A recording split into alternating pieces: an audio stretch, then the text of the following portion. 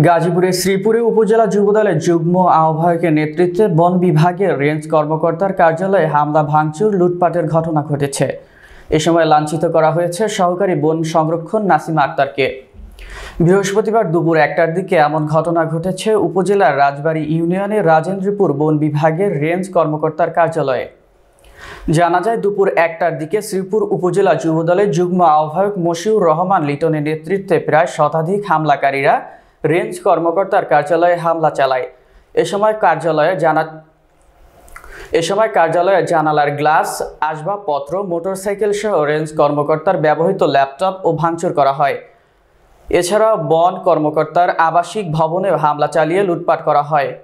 ঘরের গুরুত্বপূর্ণ জিনিসপত্র হামলার পরে ঘটনাস্থল পরিদর্শন করেছেন শ্রীপুর উপজেলা সহকারী কমিশনার ভূমি আতহার শাকিল ও শ্রীপুর থানা অফিসার ইনচার্জ জয়নুল আবেদিন মণ্ডল। অন্যদিকে এসব অভিযোগ অস্বীকার করেছেন শ্রীপুর উপজেলা যুবদলের যুগ্ম আহ্বায়ক মশিউর রহমান লিটন। তিনি বলেছেন, স্থানীয়রা হামলা চালিয়েছেন বন কর্মকর্তার কার্যালয়ে। শ্রীপুর মডেল থানার ভারপ্রাপ্ত কর্মকর্তা ওসি জয়নাল আবেদিন মণ্ডল বলেন, এই ঘটনার সাথে জড়িত একজনকে আটক করা হয়েছে। এই ঘটনার সাথে জড়িত অন্যদের গ্রেপ্তারের অভিযান অব্যাহত রয়েছে বলেও জানান তিনি। হাতে লাঠি মানে আক্রমণের সামগ্রী নিয়ে তারা এই করতেছে। আমাদের এই অফিসের কাজ ভাঙছে, এই যে এই কাজ ওই কাজ, তারপরে কম্পিউটারের এগুলো সামগ্রী সব নিয়ে গেছে। আমি ছিলাম আপনার রাজেন্দ্রপুর চৌরাস্তা ছিলাম।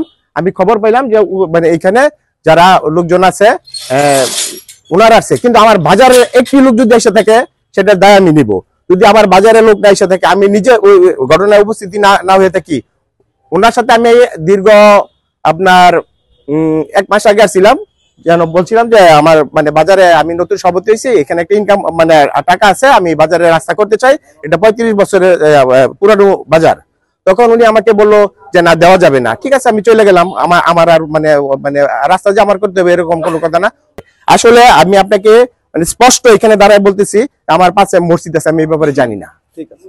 তারা শুরুতে তো আমাকে কিছুই বলেনি, এসে আমার ফরেস্টার এবং রেঞ্জার সাহেবকে খুঁজছিলেন।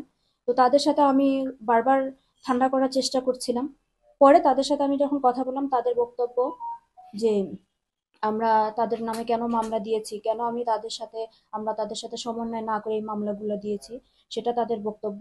এছাড়া হচ্ছে তারা কয়েকদিন আগে আমার এখানে রাস্তা করতে চেয়েছিলেন, কিন্তু আমি যতদূর জানতে পেরেছি এটা বনভূমির রাস্তা।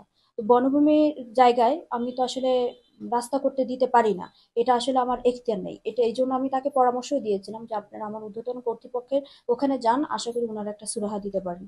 আর আমার এটা প্রভিশনাল পিরিয়ড চলছে, তো আমি তো আসলে এইভাবে কাজ করতে পারি না।